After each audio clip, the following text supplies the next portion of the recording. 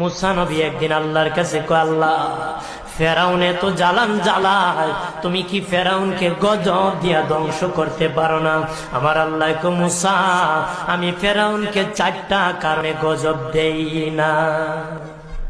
কয় কারণে? ফেরাউনকে 4টা কারণে গজব দেই না।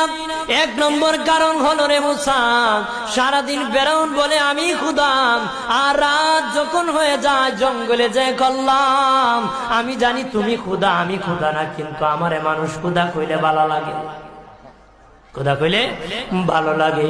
প্রভু, তাই তুমি বিরক্ত হইয়া আমার উপর গজব দিও না। আল্লাহ বলে, মুসা রে, ওই ফেরাউনে রাত্রির দুয়ার কারণে আমি আল্লাহ তার উপর গজব দেই না। 2 নম্বর কারণ হলো, আরে মুসা, তোমার মুখে দাড়ি, ফেরাউনের মুখে দাড়ি, তোমার বরণের জুব্বা,